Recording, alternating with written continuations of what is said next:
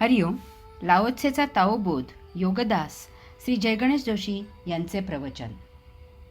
थोडक्यात गोडी हितावह. नियतीकडून अशा प्रकारे नैसर्गिकपणे सुरू असलेल्या विश्वचक्रात नियतीची जीवाकडून एकमेव अपेक्षा असते की या विश्वचक्रात त्याने आपणहून त्याच्यासाठी त्याच्या मर्जीने कोणताही बदल करू नये. जीवाने विश्वचक्रात निसर्गतः होत असलेल्याला किंचितही विरोध करू नये. जीवाने निसर्गाच्या प्रतिकूल आचरण करू नये. जे जसे समोर असेल त्याप्रमाणे ते तसेच होऊ द्यावे. विश्वलीला अनुभवावी. या सृष्टीत मोठ्या समाधानाने प्राप्त जीवन जगावे. येथे सहयोगाचीही अपेक्षा नाही. फक्त जे घडत आहे त्याला विरोध नसावा इतकीच माफक अपेक्षा आहे. परंतु मानव प्राणी महा उचापती करणारा आहे. वनस्पती सृष्टी किंवा मानवेतर प्राणीसृष्टी ही बहुतांशी नियतीला अपेक्षित असेच आचरण करत असते. नैसर्गिकपणे होत असलेल्या या विश्वलीलेचा आस्वाद घेत असते. मानव हाच एकमेव प्राणी असा आहे की ज्याला अतिप्रगल्भ आणि विकसित बुद्धी आहे. त्यामुळे त्याला विश्वचक्राचे ज्ञान होते, आकलन होते. तो त्यातील मर्म रहस्य समजले असा स्वतःचा गैरसमज करून घेतो. तसेच मानवाला स्वतंत्र बुद्धी आहे. यामुळे तो त्याला जास्तीत जास्त सौख्य कसे मिळेल याचा विचार करतो.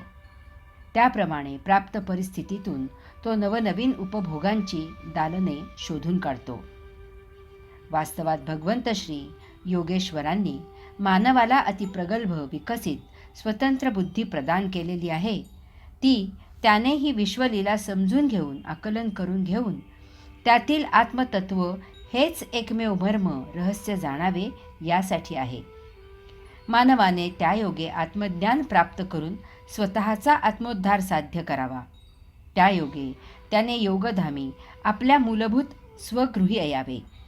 विश्वचक्र भेदून त्याद्वारे योगेश्वर महामंत्राच्या जपाचा विश्वाला पाठ द्यावा. त्यायोगे हे विश्व सदा चैतन्यमय कैवल्यात नांदते गाजते ठेवावे. समस्त जीवसृष्टीचे वैश्विक दुर्दैव असे आहे की ज्या सजीवाने म्हणजे मानवाने या विश्वाच्या नैसर्गिक लीलेचे ज्ञान आकलन करून ते जोपासायचे आहे तोच ते बिघडवत आहे. मानवाचे गतसंचित संपुष्टात येईल असे जीवन नियती प्रत्येक मानवाला सहजच उपलब्ध करून देत असते. ते असे काही समृद्ध होते की तो याच जन्मी मुक्त होतो.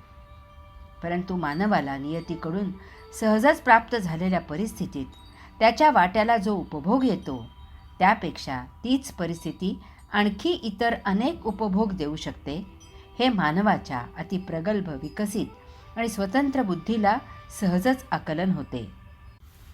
तसेच आणखी थोडी निराळी परिस्थिती निर्माण करून आणखी अनंत उपभोग निर्माण होऊ शकतात हेही त्याला उमजते.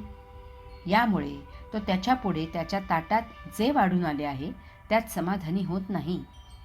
ते त्याला फारच थोडे आहे हे जाणवते आणि ते गोड असूनही ते त्याला अपुरे वाटते. तो असंतुष्ट राहतो. वास्तवात थोडक्यातच गोडी असते. अपूर्णातील पूर्णता. वास्तवात थोडक्यातच गोडी असते. अति तेथे माती होते. नुसते भौतिकदृष्ट्याच अति चांगले नसते असे नसून ते आध्यात्मिकदृष्ट्याही अहितकारक असते. भौतिक आणि आध्यात्मिक अशा दोन्हीही दृष्टिकोनातून अपूर्णात पूर्णता ओतप्रोत भरलेली असते आणि ते अपूर्णच पूर्ण प्राप्त करून देते. जोपर्यंत आपण एखाद्या गोष्टीचा आस्वाद घेत असतो तोपर्यंतच त्या गोष्टीचा आस्वाद घेणे थांबवावे लागते.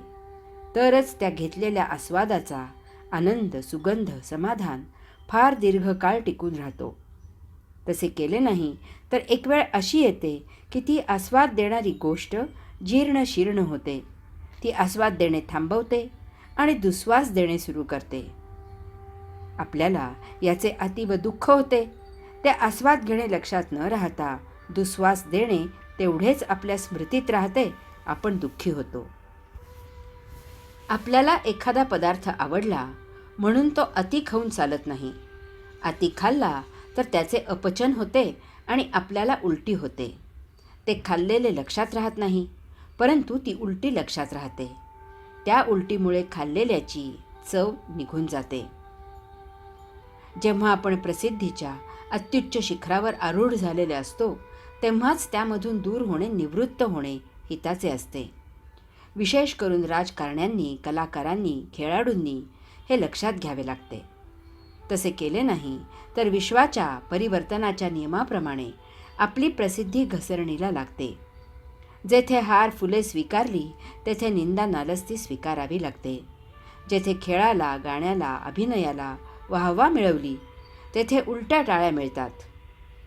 वयाला 60 वर्षे झाली तरी 20 वर्षाच्या नायक नायिकेच्या भूमिका करत राहू नये. वेळीच दूर व्हावे.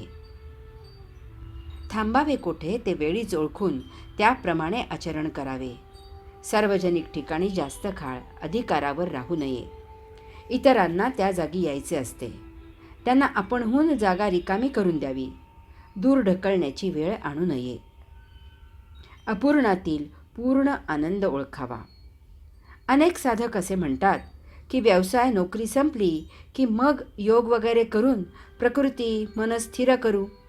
आत्ता वेळ देता येत नाही. याचा अर्थ पैसे मिळवू, त्यात पूर्ण होऊ आणि मग योगात पूर्णता मिळवू. परंतु नोकरी करतानाच प्रकृती ढासळते, त्यामुळे कष्ट करवत नाहीत. नोकरी आणि योग दोन्हीही अर्धवट राहतात, अपूर्ण राहतात. दोन्हीतही पूर्णता मिळत नाही. जे ज्यावेळी सहजच उपलब्ध असते, त्याचा त्याच वेळी पूर्ण आस्वाद घेणे हिताचे असते. तो आस्वाद भौतिक गणिताच्या दृष्टीने कमी असला तरी तो अध्यात्माच्या दृष्टीने पूर्ण असतो. निवृत्त झालो की दररोज 3 तास योग करीन असे संकल्प करण्यापेक्षा लहानपणापासूनच थोडा वेळ नित्य नियमित योग, सत्संग, अध्यात्म करणे मुक्तिप्रद नेते.